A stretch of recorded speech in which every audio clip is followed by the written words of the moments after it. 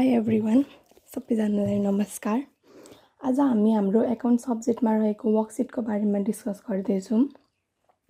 वर्कसिटमा हामीलाई जम्मा 7वटा कलम चाहिन्छ। Particular, unadjusted trial balance, adjustment, adjusted trial balance, income statement, retain earning and balance sheet. Particular र अनएडजस्टेड ट्रायल ब्यालेन्समा चाहिँ तपाईहरूले क्वेसनै सार्नुपर्ने हुन्छ। लाइक क्वेसन तपाईहरूले आफ्नो सेट बुकमा हेर्न सक्नुहुन्छ। 2075 GIE क्वेसन नम्बर 13 को 5 नम्बर। यो क्वेसन तपाईहरूले आफ्नो बुकबाट हेरेर पनि गर्न सक्नुहुनेछ। पार्टिकुलरमा र अनएडजस्टेड ट्रायल ब्यालेन्समा चाहिँ तपाईहरूले क्वेसनै सार्नुपर्छ। Like particular wages, salaries, fix assets जति दिएको छ त्यो सबै सार्नुपर्ने हुन्छ र एमाउन्ट पनि डेबिट क्रेडिटमै सार्नुपर्ने हुन्छ। एन्ड क्वेसनमा हामीलाई तल एडिसनल भनेर पनि दिएको हुन्छ। त्यो चाहिँ हामीले एडजस्टमेन्टमा गएर एडजस्ट गर्नुपर्ने हुन्छ, घटाउने हो कि बढाउने हो कि भनेर। एन्ड तल तपाईहरूले एडजस्टमेन्ट भनेर पनि छुट्याएर लेख्नुपर्ने हुन्छ। एन्ड यसलाई एडलेस गरेर हामीले हाल्नुपर्ने हुन्छ। एडजस्टमेन्टमा हामीलाई दिएको छ आउटस्ट्यान्डिङ स्यालेरिज, हामीले आउटस्ट्यान्डिङ ड्यू एड गर्ने गरेको छौँ। एन्ड आउटस्ट्यान्डिङ स्यालेरिज हाम्रो माथि स्यालेरिजसँग एड हुन्छ। एड गर्दाखेरि डेबिट, लेस गर्दाखेरि क्रेडिटमा लानुपर्ने हुन्छ। एन्ड तल चाहिँ ठ्याक्कै उल्टो हुन्छ। एड गर्दाखेरि यदि माथि डेबिटमा हाल्नुभएको छ भने तल क्रेडिटमा, माथि क्रेडिटमा हाल्नुभएको छ भने तल डेबिटमा। एन्ड आउटस्ट्यान्डिङ स्यालेरिज हामीलाई 2000 दिएको छ, हामीले डेबिटमा हाल्नुपर्ने हुन्छ किनकि एड हुन्छ आउटस्ट्यान्डिङ। एन्ड अर्को दिएको छ हामीलाई प्रिपेड वेजेस। प्रिपेड वेजेस हामीलाई 3000 दिएको छ। प्रिपेड हाम्रो लेस हुन्छ र त्यो क्रेडिटमा जान्छ। वेजेस 3000 क्रेडिटमा लेस हुन्छ। And 10% depreciation on fix assets भनेको छ। 10% हामीले फिक्स एसेट्सको निकाल्नुपर्ने हुन्छ। एन्ड डिप्रिसिएसन हाम्रो लेस हुन्छ। एन्ड फिक्स एसेट्स हामीलाई दिएको छ 60,000। 60,000 को 10% हाम्रो 6000 हुन्छ। यसलाई हामीले क्रेडिटमा लेख्नुपर्ने हुन्छ किनकि लेस हुन्छ।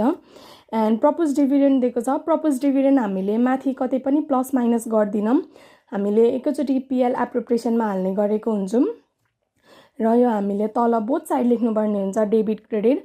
हामीलाई प्रपोज डिभिडेन्ड 10% दिएको छ। एन्ड हामीले डिभिडेन्ड चाहिँ हामीले जहिले पनि सेयर क्यापिटलबाट निकाल्नुपर्ने हुन्छ। एन्ड सेयर क्यापिटल हामीलाई 40,000 दिएको छ। प्रपोज डिभिडेन्ड 10% हामीलाई 40,000 को 10% हाम्रो 4,000 हुन्छ। 4,000। एन्ड माथिको हामीले तल सार्नुपर्ने हुन्छ, क्रेडिटको डेबिटमा, डेबिटको क्रेडिटमा। हामीलाई स्यालेरिज दिएको छ यतापट्टि डेबिटमा, हामीले तल क्रेडिटमा सार्नेछौँ।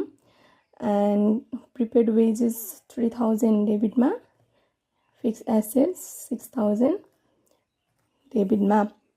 एन्ड हामीले अब यसलाई एडलेस गरेर एडजस्टेड ट्रायल ब्यालेन्समा एडजस्ट गर्नुपर्ने हुन्छ।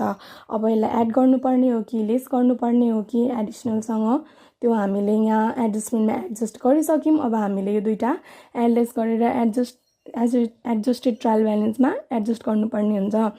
पर्चेस हामीलाई अलरेडी 30,000 दिएकै छ।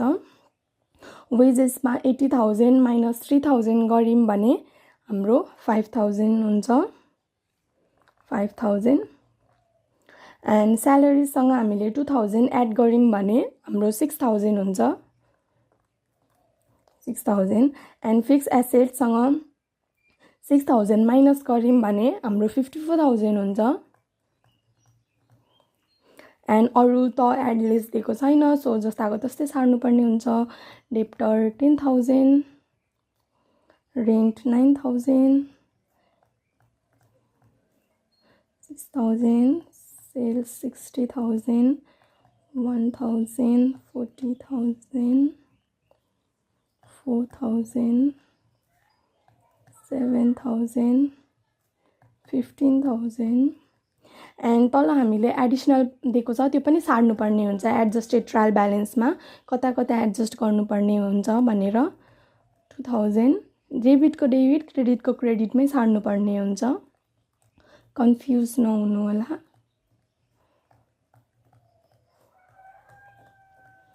एन्ड अब हामीले यसलाई छुट्याउनु पर्ने हुन्छ। लाइक यो वर्कसिट गर्नुको लागि चाहिँ तपाईहरुले अगाडि ब्यालेन्स सिट गर्नुभएको होला, ब्यालेन्स सिट आउनु पर्ने हुन्छ। एन्ड हामीले एडजस्टेड ट्रायल ब्यालेन्समा एडजस्ट गरेको हामीले अब income statement, retain earning and balance सिटमा छुट्याउनु पर्ने हुन्छ। यहाँ इन्कम स्टेटमेन्ट भनेको चाहिँ trading and profit and loss account हो, रिटेन अर्निङ भनेको प्रॉफिट एन्ड लस एप्रोप्रिएसन हो, एन्ड ब्यालेन्स सिट भनेको balance sheet as you all know that.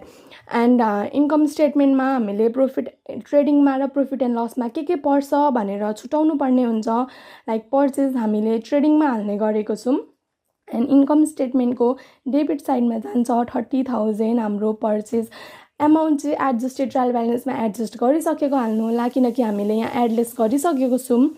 And wages हाम्रो 5,000 छ, वेजेस भनेको ज्याला हामीले ट्रेडिङमा हाल्नुपर्ने हुन्छ 5,000।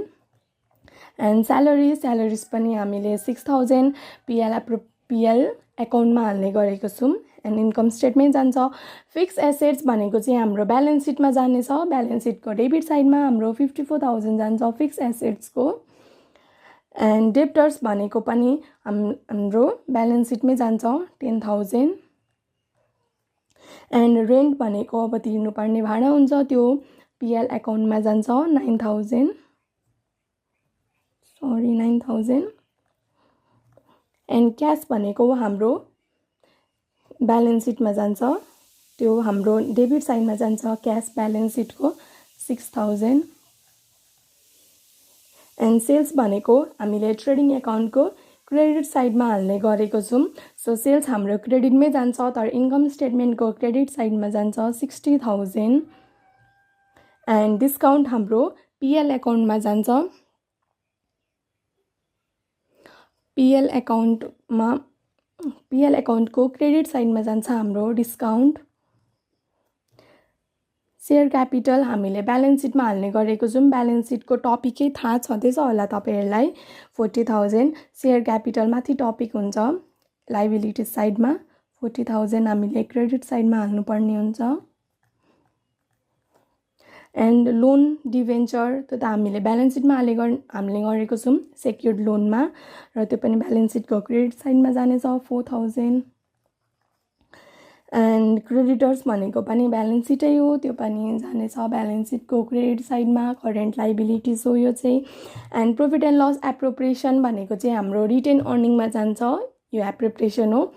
एन्ड हामीले प्रॉफिट एन्ड लस एप्रोप्रिएसनमा हामीले बाई ब्यालेन्स बिडी भनेर प्रॉफिट एन्ड लस एप्रोप्रिएसनमा हाल्ने गरेको छौँ क्रेडिट साइडमा 15,000। एन्ड हामीले यो माथिको भरेर सकायौँ, अब हामीले तल एडिसनलको एडजस्टमेन्टमा एडजस्ट गर्नुपर्ने हुन्छ सबैतिर।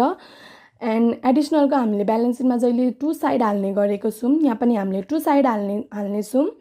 र एडिसनलमा हामीलाई दिएको छ आउटस्ट्यान्डिङ स्यालेरिज, हामीले आउटस्ट्यान्डिङ स्यालेरिज अघि एड गरेर इन्कम स्टेटमेन्टमा हालेको छौँ पिएल एकाउन्टमा। अब हामीले यसलाई ब्यालेन्स सिटमा हाल्ने गरेको छौँ। एडिसनल जहिले बोथ साइड जान्छ पिएल ब्यालेन्स सिटको क्रेडिट साइडमा। एन्ड प्रिपेड वेजेस हामीले अघि लेस गरेर इन्कम स्टेटमेन्टमा हालेको छौँ ट्रेडिङमा। एन्ड अब हाम्रो अर्कोचोटि चाहिँ ब्यालेन्स सिटमा जान्छ, प्रिपेड वेजेस डेबिटमा जान्छ 3,000। And depreciation on fix assets भनेर हामीले फिक्स एसेट्स अघि ब्यालेन्स सिटमा हालेको छौँ, अब यो हाम्रो पिएल एकाउन्टमा जान्छ। Depreciation on fix assets PL एकाउन्टको डेबिट साइडमा जान्छ 6,000। एन्ड प्रपोज डिभिडेन्ड चाहिँ हाम्रो पिएल एप्रोप्रिएसनमा जानेछ एकचोटि र अर्कोचोटि ब्यालेन्स सिटमा जानेछ किनकि हामीले एडिसनलको जहिले 2 साइड हाल्ने गरेको छौँ। एन्ड प्रपोज डिभिडेन्ड हाम्रो रिटेन अर्निङको डेबिट साइडमा जान्छ एउटा अनि अर्को ब्यालेन्स सिटको क्रेडिट साइडमा जान्छ। रिटेन अर्निङ 4,000 डेबिट साइडमा र अर्को क्रेडिट साइडमा 4,000। अब हामीले यहाँ माथि भर्नुपर्ने कुरा सबै थोक भरिसक्यौँ। अब हामीले यसलाई टोटल गरेर नेट प्रॉफिट आउँछ कि नेट लस, सरप्लस आउँछ कि डिफिसिट आउँछ त्यो निकाल्नु पर्ने हुन्छ। एन्ड अनएडजस्टेड ट्रायल ब्यालेन्स र एडजस्टमेन्टलाई हामीले बुकबाटै सारेको हो। एन्ड यसको टोटल चाहिँ बुकमा जति छ त्यति नै हुन्छ, टोटल 1,27,000 अनएडजस्टेड ट्रायल ब्यालेन्सको टोटल। एन्ड एडजस्टमेन्टमा हाम्रो 15,000 हुन्छ किनकि बोथ साइड इक्वल नै छ। छ 15,000 एन्ड एडजस्टेड ट्रायल ब्यालेन्सलाई हामीले इक्वल निकाल्नु पर्ने हुन्छ। इक्वल हाम्रो एड गर्दाखेरि हाम्रो एडजस्टेड ट्रायल ब्यालेन्स एड गर्दाखेरि इक्वल हाम्रो 1,33,000 आउँछ। 1,33,000 एन्ड नेट इन्कम स्टेटमेन्ट भनेको हाम्रो trading and profit and loss हो। हामीले यसलाई एडलेस गरेर हामीले नेट प्रॉफिट हुन्छ कि नेट लस हुन्छ कि त्यो निकाल्नु पर्ने हुन्छ। जता धेर त्यतै पहिला हेर भन्ने गरी सिकेको छ हामीले चाहिँ। एन्ड हाम्रो यता 61,000 छ, यता डेबिट साइडमा थोरै छ एन्ड हाम्रो यता 5,000 पुग्दैन एन्ड 5,000 हामीले डेबिट साइडमा नपुगेर 5,000 लेख्यौँ। टोटल 61,000 छ एन्ड 5,000 चाहिँ हाम्रो नेट प्रॉफिट हुन्छ। यतापट्टि हामीले नेट प्रॉफिट भनेर लेख्ने गरेको छौँ। Net profit 5,000 and net profit हामीले पिएल एप्रोप्रिएसनमा लगेर क्रेडिट साइडमा बाई नेट प्रॉफिट भनेर हाल्ने गरेको छौँ। क्रेडिट साइडमा जान्छ हाम्रो 5,000 नेट प्रॉफिट एन्ड हाम्रो अब रिटर्न अर्निङमा हामीले एडलेस गर्दाखेरि एकपट्टि 20,000 छ, एकपट्टि 4,000 मात्रै छ। सो यता क्रेडिट साइडमा धेरै भयो 20,000, यता हाम्रो 16,000 पुगेन र हामीले यसलाई सरप्लस भन्छौँ। सरप्लस एन्ड सरप्लस हामीले ब्यालेन्स सिटमा हाल्ने गरेको छौँ। रिजर्भ एन्ड सरप्लस भनेर हेडिङै छ, त्यहाँनिर हामीले हाल्ने गरेको छौँ 16,000 क्रेडिट साइडमा सरप्लस। एन्ड हामीले अब ब्यालेन्स सिट इक्वल गर्नुपर्ने हुन्छ, जोडेर बोथ साइड इक्वल हुनुपर्ने हुन्छ र यो इक्वल गर्दाखेरि 73,000 आउँछ। एन्ड हाम्रो सक्यो, हामीले गर्नुपर्ने यति नै हो। This is very easy and तपाईहरूले मजाले बुझ्नुपर्ने हुन्छ। यो आउनुको लागि चाहिँ तपाईहरूलाई फाइनल एकाउन्ट आउनु नै पर्ने हुन्छ। And thank you everyone. 12को एक्जाम आउँदैछ, सबैजनालाई गुड लक भन्न चाहन्छु।